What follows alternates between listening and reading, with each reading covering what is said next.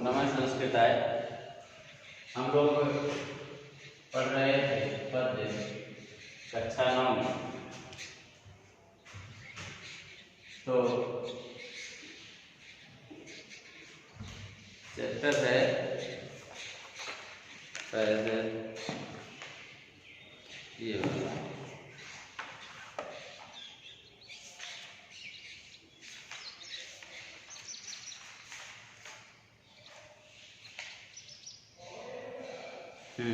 क्रियाकारकम कुतूहलम।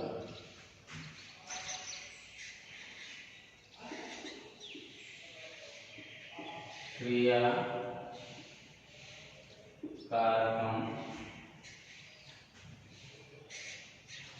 कुतूहलम।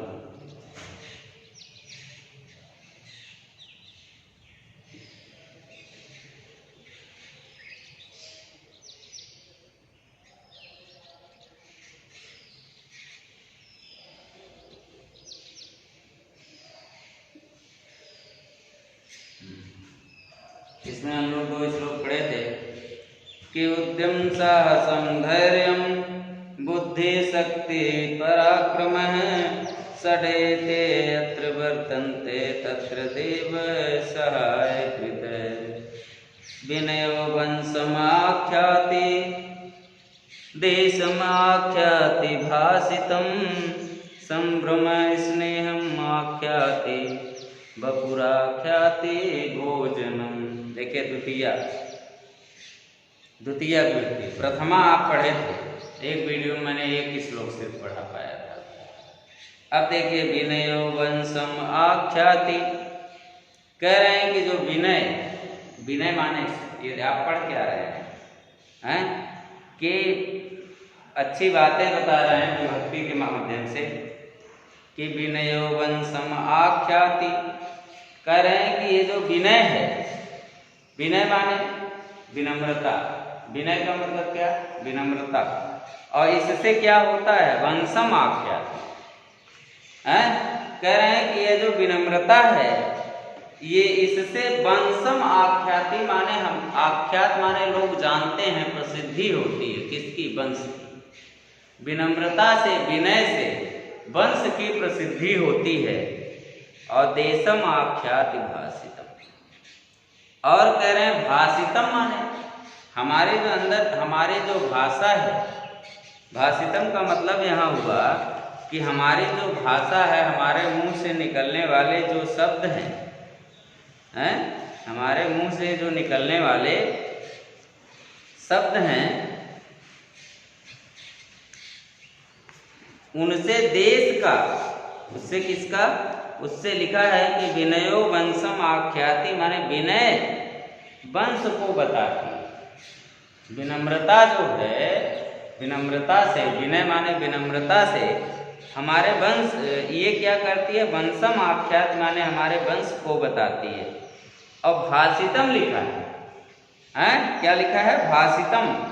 भाषितम माने हमारी जो वाणी है, भाषा है, इससे क्या होता है?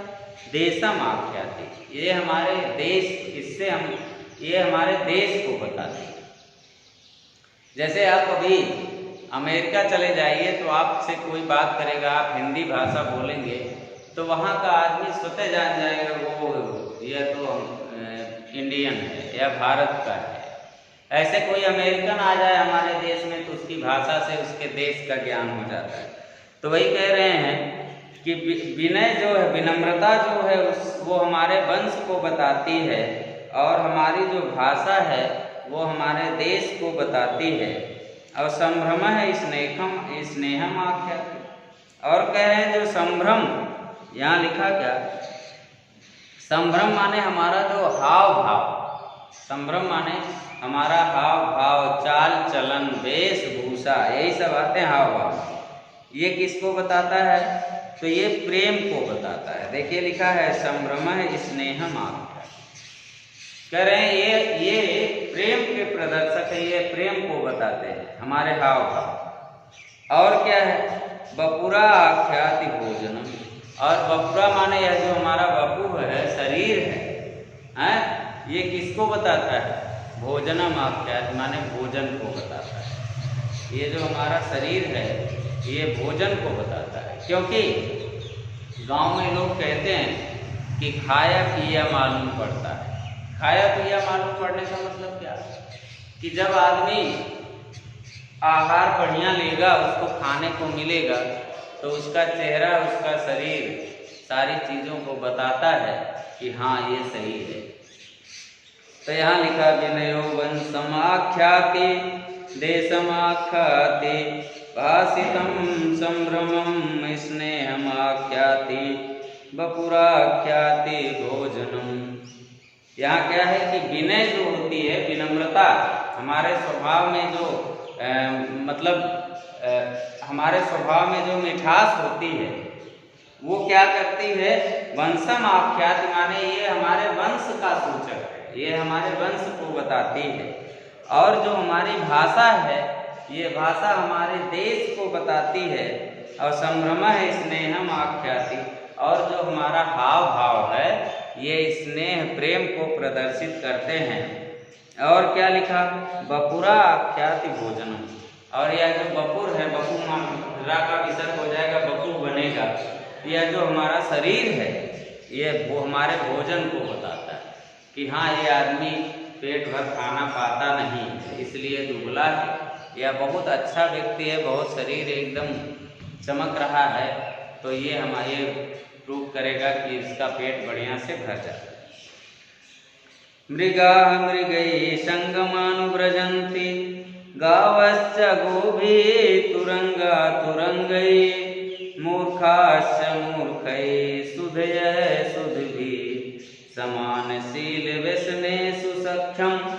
देखिए लिखा है समानशील व्यसनेषु सख्यम, यही है। समानशील का मतलब कि जिनका स्वभाव है, शील माने स्वभाव, करें जिनका स्वभाव या लगाव एक समान होता है, वो क्या करते हैं कि व्यसनेषु सख्यम माने वो आपस में मित्र रहते हैं। क्या क्या देखिए यहाँ कि समानशील व्यसनेषु माने एक समान व्यवहार वाले व्यक्ति में वो क्या होता है कि व्यसन, सख्यम माने मित्रता का व्यसन होता है। व्यसन माने लत, व्यसन माने क्या होता है, लत। तो यहाँ पर क्या है कि समान व्यवहार वाले लोगों को आपस में क्या हो जाता है, व्यसनेषु सख्यम माने व्यसन के साथ मित्रता हो जाती है। जैसे देखिए अभी एक छोटा सा बच्चा हो और एक बूढ़ा हो, उस बच्चे से कहिए आपको इन्हीं बूढ़े दादा को मित्र बनाना है, तो बच्चा कहेगा हाँ हम नहीं बनाएंगे। या मान लीजिए एक बच्चा है और एक साइड में दो लोग, एक बच्चा है एक बूढ़ा है, उससे कहो बेटा किसको अपना दोस्त बनाओगे, तुरंत वो उसी बच्चे को अपना दोस्त बनाएगा। ऐसा क्यों? ऐसा इसलिए कि यहाँ लिखा है कि समानशील व्यसनेषु सख्यम, कि समान व्यवहार वाले लोगों को आपस में व्यसन हो जाता है मित्रता के कारण। जैसे यहाँ लिखा है मृगा मृगै संगमानुव्रजन्ति, कह रहे हैं कि जो मृग हैं, मृगा माने जो मृग हैं, वो मृगै माने मृगों के संगम माने साथ, और व्रजन्ति माने घूमते हैं, रहते हैं। मृग कभी गाय के साथ नहीं रहता, मृग कभी हाथी के साथ नहीं रहते। किसके साथ रहते हैं? मृगा मृगै संगमानुव्रजन्ति, मृग जो है वो मृग के साथ ही रहता है। गावश्चा गोभी, और जो गायें हैं वो किसके साथ रहती हैं? गाय किसके साथ रहती है? गायों के साथ रहती है।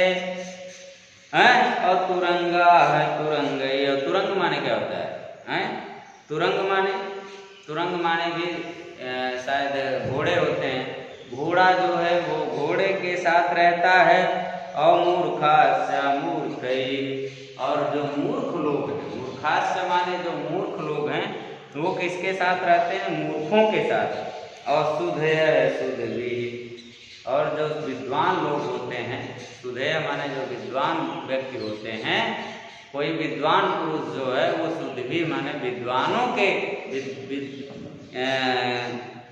सुधि संगम अनुव्रजंती। तो यहाँ लिखा सुधेय सुधि संगम अनुव्रजंती। विद्वान व्यक्ति जो है वो विद्वानों की संगत करता है। इसी क्यों ऐसा क्यों होता है कि गाय घोड़े की संगत नहीं कर सकती? क्योंकि समान शील व्यसने सुसत्यम, क्योंकि जो समान व्यवहार वाले लोग होते हैं उनमें आपस में क्या होता है? स्नेह होता है, प्रेम होता है। तो यहाँ लिखा है कि विनयो वंशम आख्याति नहीं मृगा मृगै संगम अनुव्रजंती गावस्य गोभी तुरंगा तुरंगैः मूर्खास्य मूर्खैः सुधेय सुधि समान शील व्यसने सुसत्यम। कि मतलब एक समान लोग आपस में मित्रता करते हैं। अब अगर मृग के साथ एक घोड़े को आप मित्रता करने के लिए कहिए, ये संभव नहीं है। हमेशा मृग के साथ मित्रता करेगा और गायों के साथ मित्रता करेंगे। ऐसे ये स्वभाव बता रहे हैं कि जो जीव हैं वो अपनी जात के लोगों के साथ ही उनमें मित्रता होती है। तो बच्चों, नमः संस्कृताय, आज के लिए बस इतना ही। अभी आगे के श्लोक इसके बाद आपको मिलेंगे। अभी वंदना होगी, वंदना के बाद फिर मिलेंगे। नमः संस्कृताय।